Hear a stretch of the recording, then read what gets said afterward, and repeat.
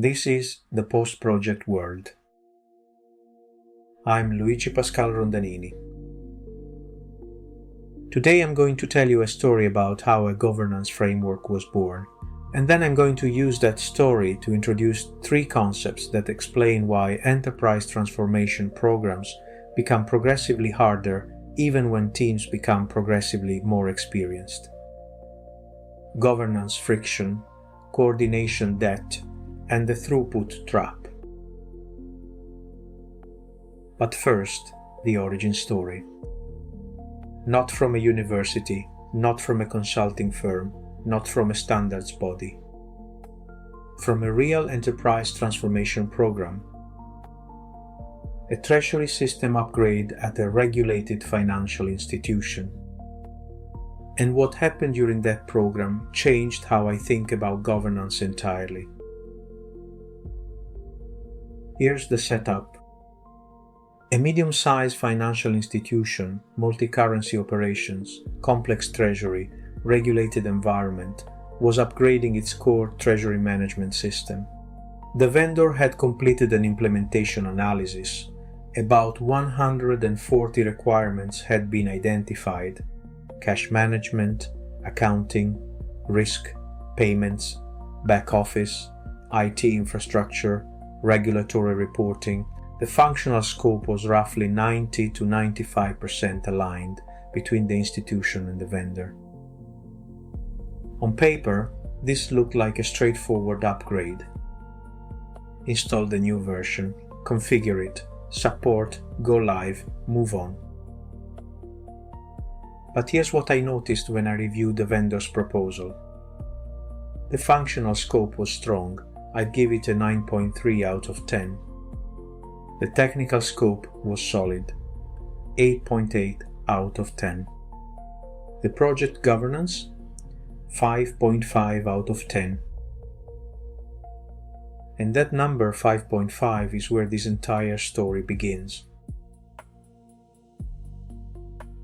Let me show you the pattern through 4 gaps.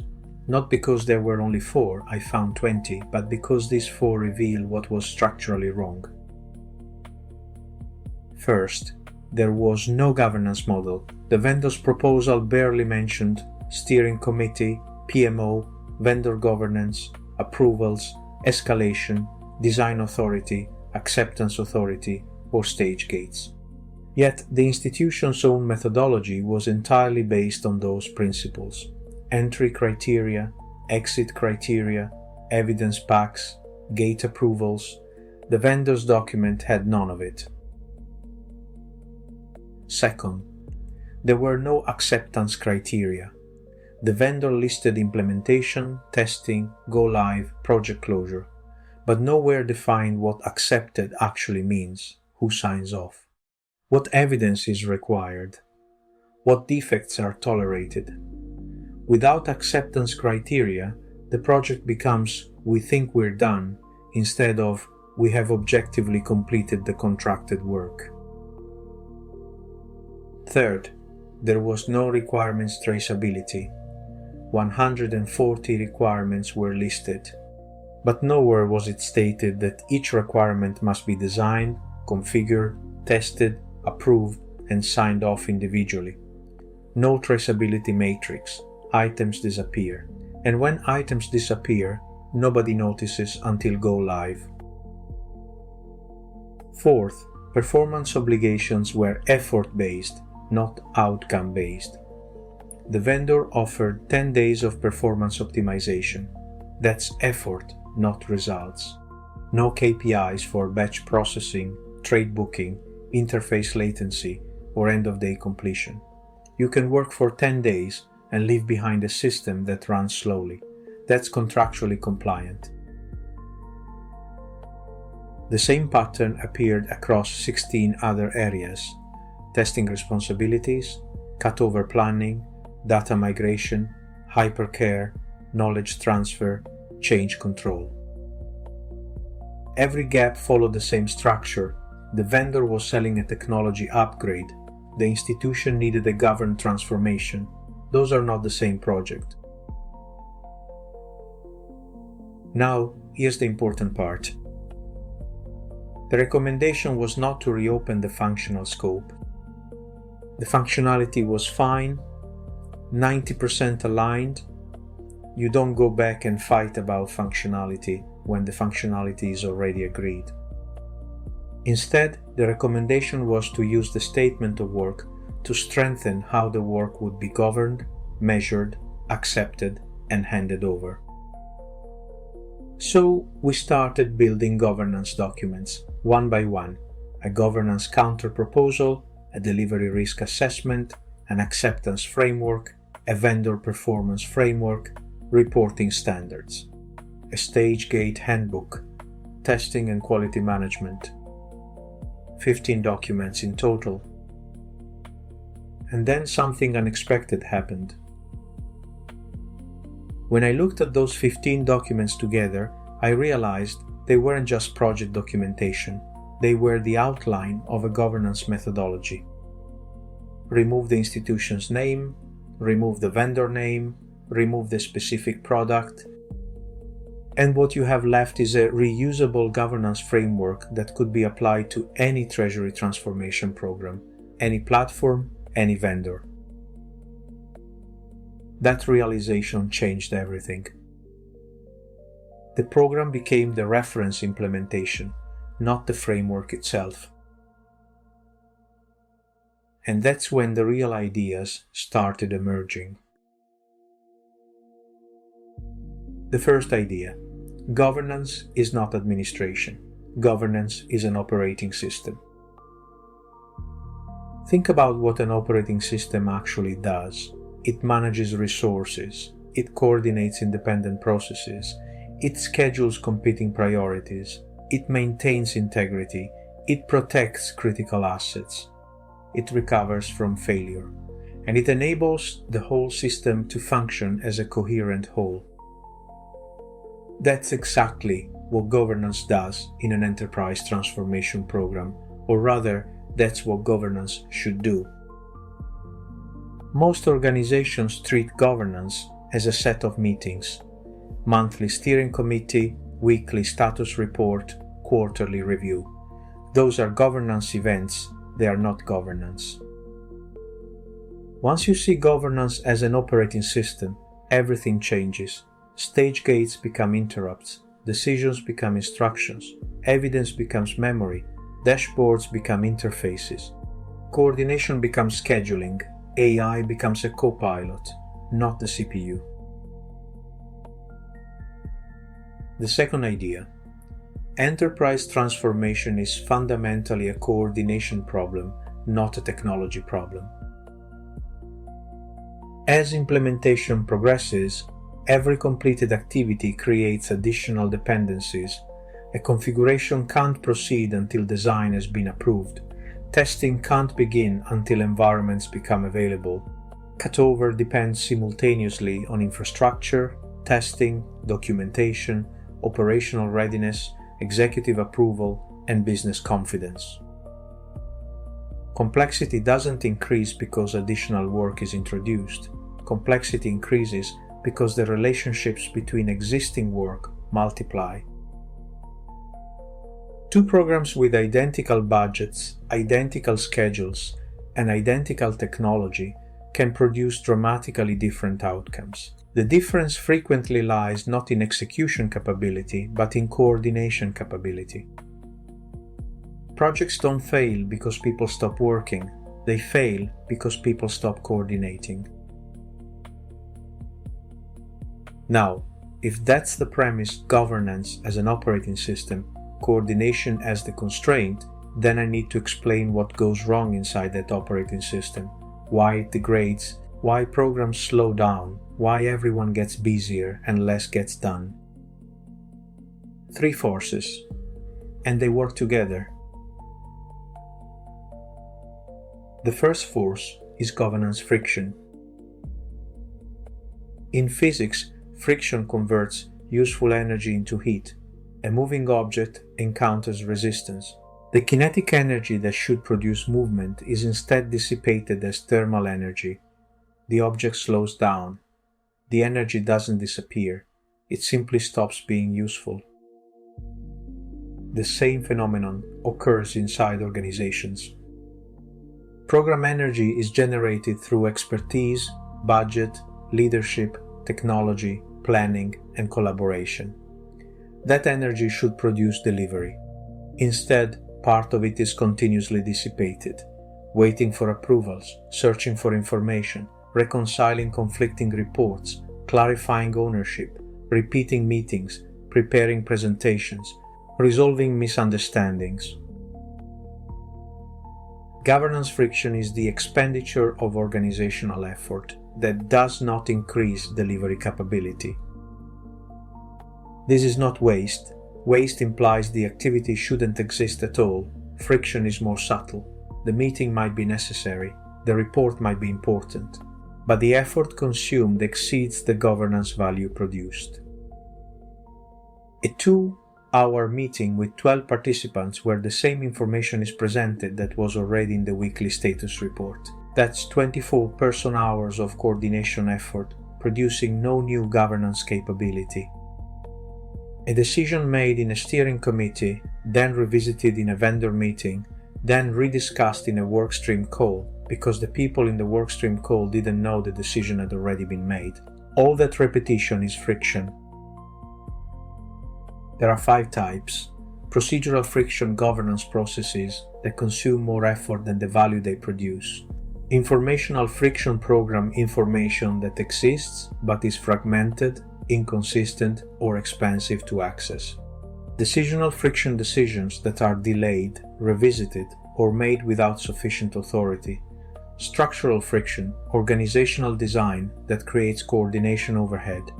And relational friction relationships between program participants, particularly the institution and the vendor, that generate governance activity beyond what the governance value justifies. And here's the dangerous pattern. When a program encounters a problem, a missed milestone, a failed test, a vendor dispute, the instinctive organizational response is to add governance. More oversight, more frequent reporting, tighter approval chains. Sometimes that's the right response.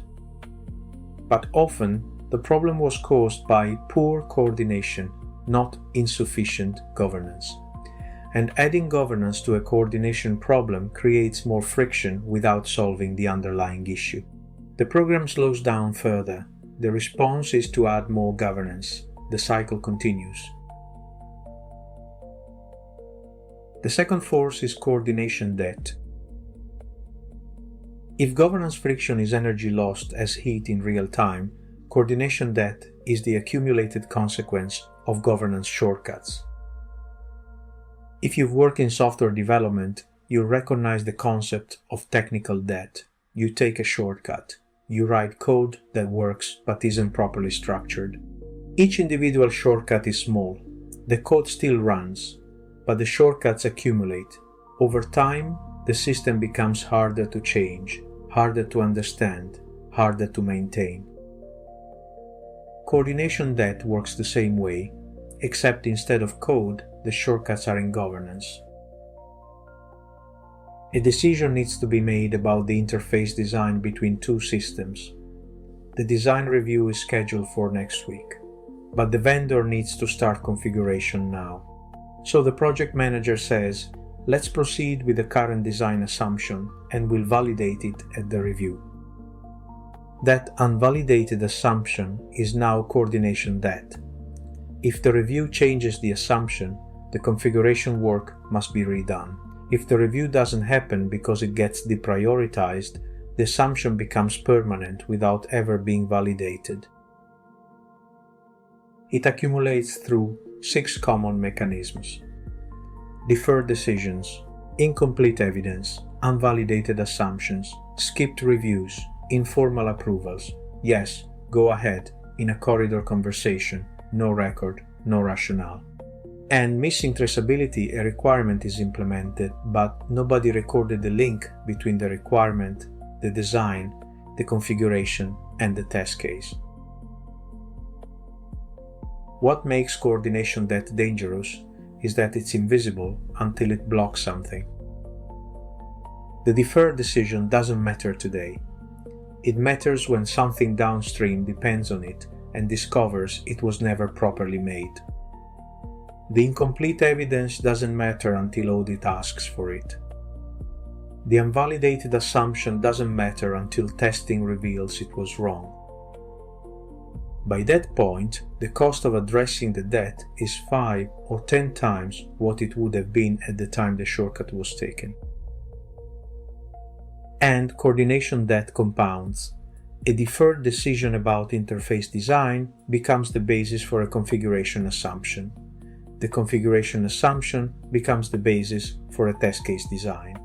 The test case design becomes the basis for acceptance.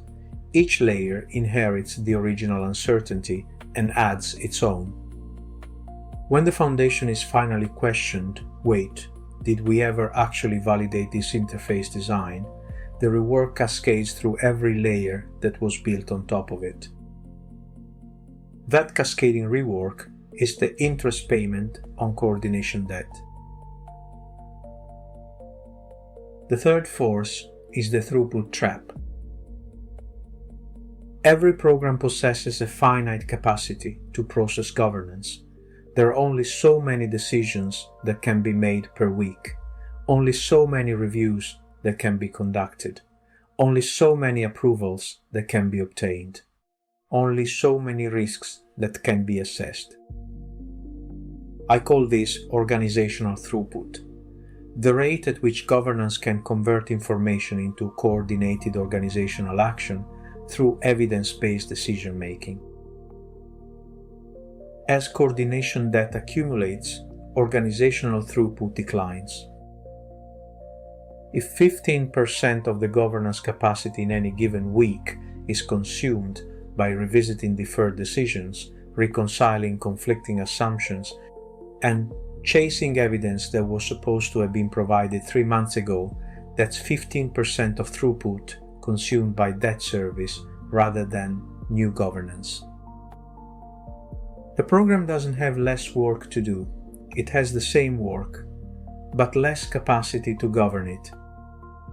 And the response, adding more governance, increases friction, which further reduces throughput. This is the cycle that traps enterprise programs. Debt accumulates, throughput declines, friction increases, activity rises, progress falls. Everyone is busy. Nobody is moving forward. A program can exhaust its governance energy before it exhausts its delivery energy. When that happens, governance degrades. Decisions slow down. Evidence becomes incomplete. Reviews get cancelled. Approvals become rubber stamps.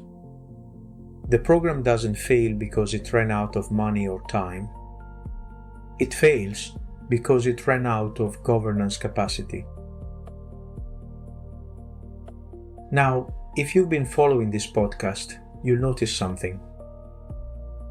The Coordination Capital Doctrine, my book, published this year, measures coordination as a form of institutional capital, CCR, structural floor, coordination drift. That's measurement and fiduciary governance. It tells boards how much coordination capital exists and whether it's governed. What I've described today is different.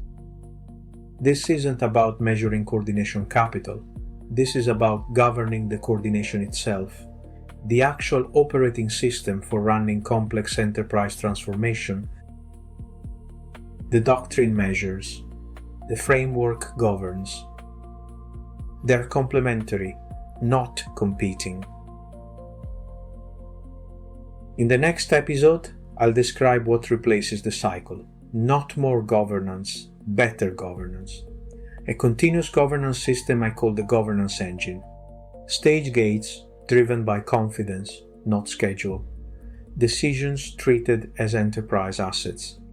And the 3-layer architecture that makes governance durable across programs, across platforms, and across leadership transitions. This is the Post-Project World. I'm Luigi Rondanini.